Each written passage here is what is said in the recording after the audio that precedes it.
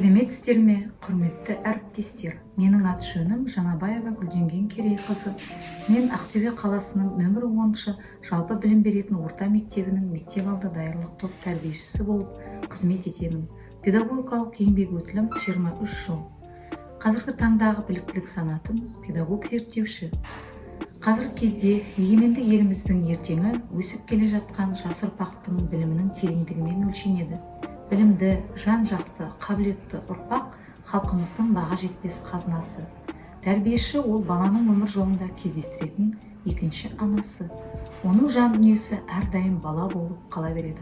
Олай болмаған жағдайда балалар оны өз әлеміне өткізе алмайды. Біздің мамандығымыздың басты талабы балаларды кез келген жағдайда жан дүниемен жақсы көре білу.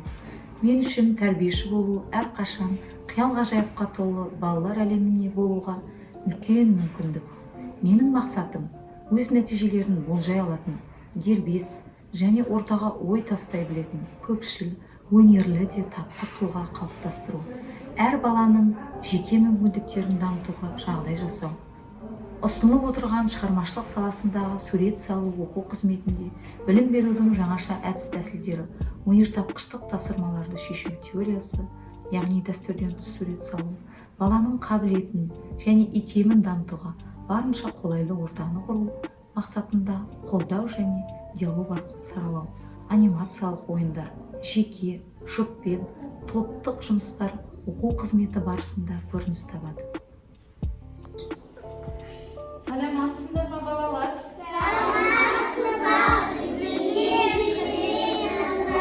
Көңіл күйлерің қалай? Жарайсыздар ма? Бізде бүгін ерекше оқу қызметі. Балалар, айта қойыңдаршы, ата-аналарың үйде сендерді жақсы көргенде қалай атайды? Атам мені құлыным дейді, әжем мені боташым дейді, әкем мені шырағым дейді, анам мені қозым дейді.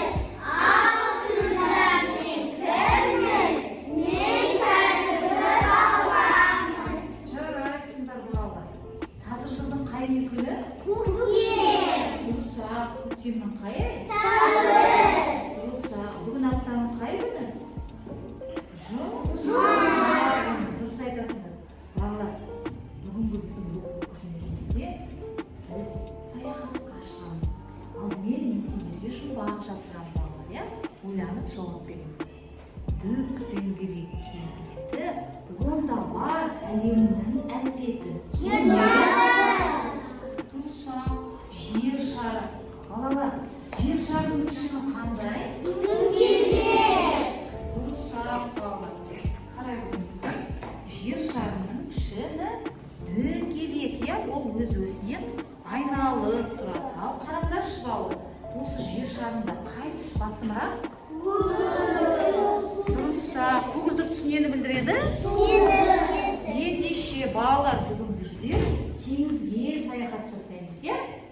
Жер шарының 3/2 бөлігін су алып жатыр. Яғни құрлықтан гөрі су көбірек. Балалар, ендеше теңізге саяхат жасаймыз.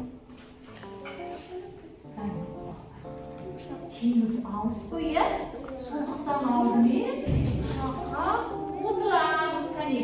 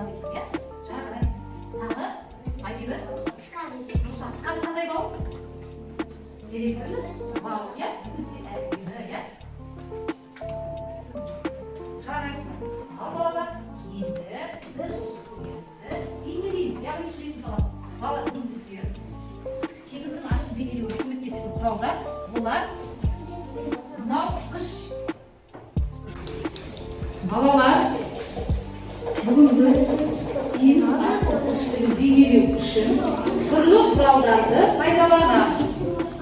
Бұл үшін бізге жұмсақ губка ысқыштар керек, түрлі пішіндегі және мақта таяқшалары, қылқалам керек. Балалар, біздер мақта таяқшалармен су астында балдырды бейнелейміз. Балдырдан түрлі дәрілер жасайды екен адамдар, балдыр бізге таза ауа бөліп тұрады. Енді балықтар түрлі пішінде, алдарындағы губкалармен көкбұрыш, дөңгелек, үшбұрыш формалы балықтарды бейнелейсіңдер, ұқыпты жұмыс жасаймыз. Одан кейін балалар теңіз түбінде тастар болады, балалар тастарды қылқаламмен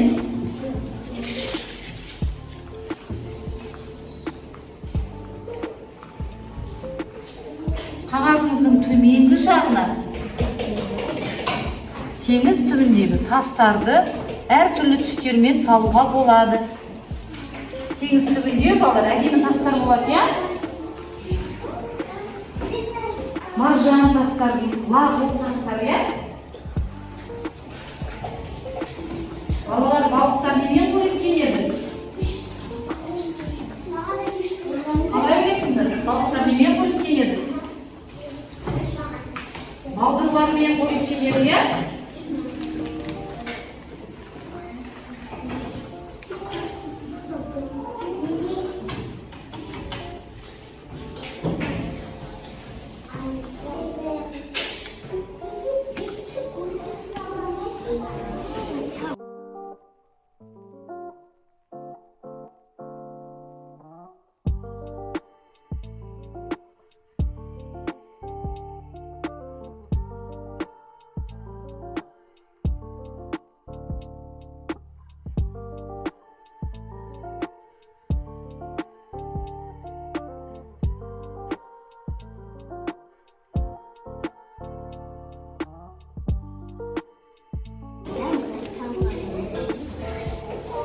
Балалар, шаршадыңдар ма? Сергіп алайықшы. Тұрайық, ақылдан балақай.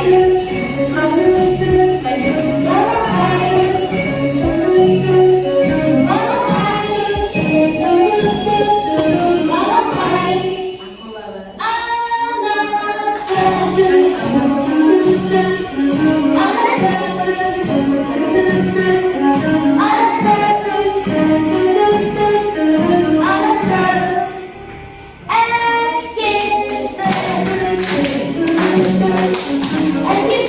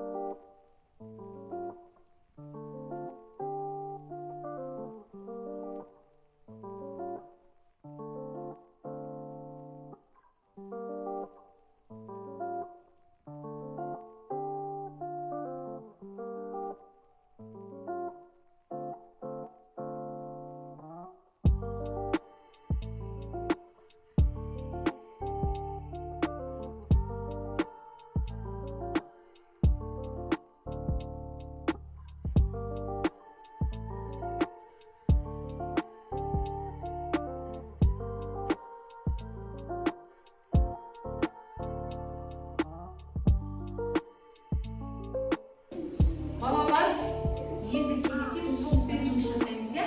Қызықты ойын ойнаймыз. Ойынның аты бөліктерден бүтін суретті құрастыру. Яғни пазл ойынын білесіңдер ғой, иә балалар? Бөліктерден суретті құрастырамыз, иә?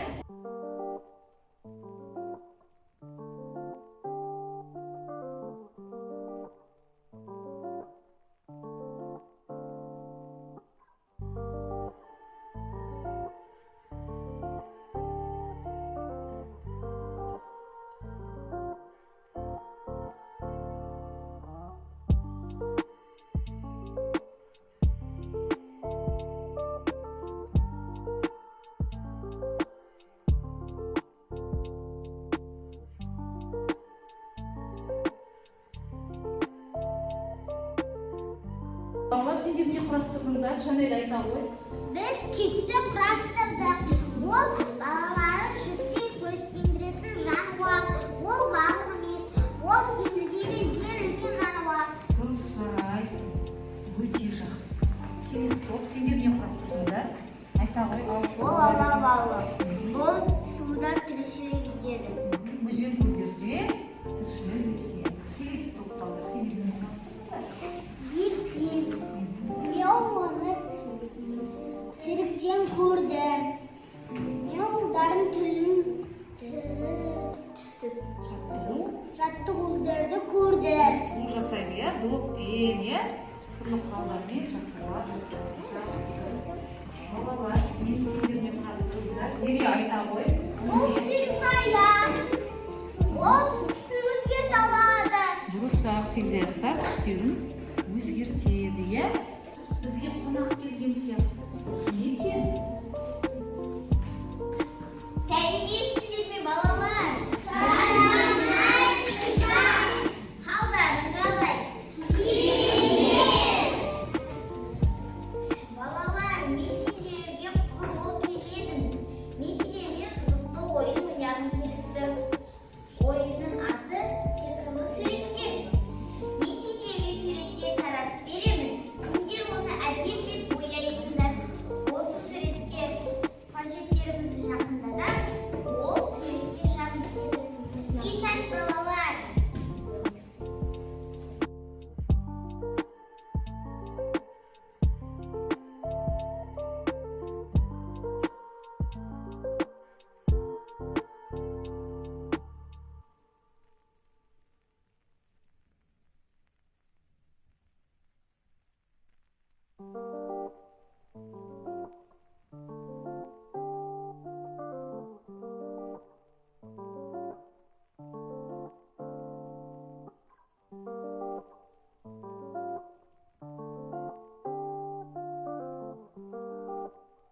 Балалар, бұрынғы оқу қызметі сендерге ұнады ма? Ұнады.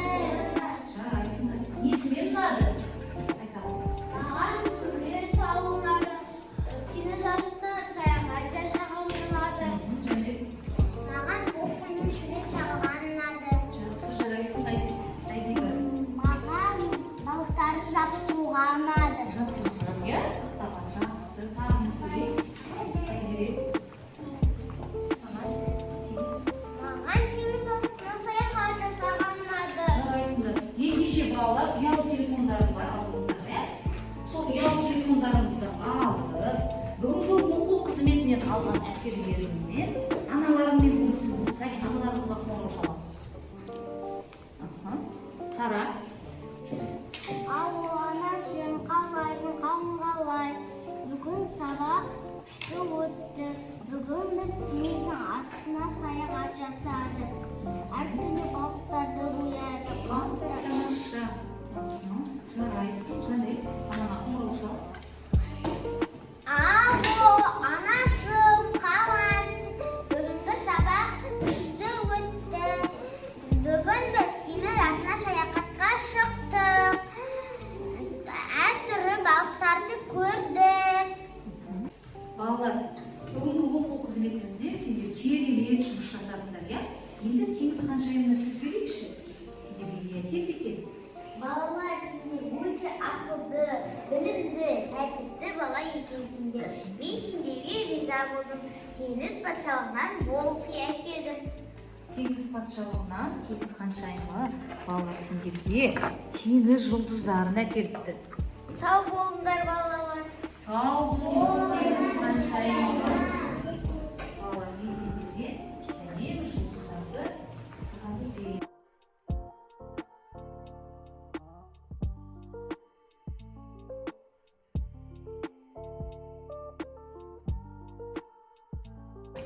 Балалар, осымен біздің бүгінгі оқу қызметіміз аяқталды. Бүгінгі оқу қызметіне сіздер өте белсене, аса қызығушылықпен қатыстыңыздар, иә? Әсіресе Жанбек, Зере, Әдемі, Ертай, Еркеназ, Айзере, Дәулет, Сара, Перизат, Аллаберген, Айбибі, Рахман, Рахим керемет қатысты. Алдағы оқу қызметтерінде әрқашан белсене қатысыңдар. Жарайсыңдар. Сабағымыз аяқталды.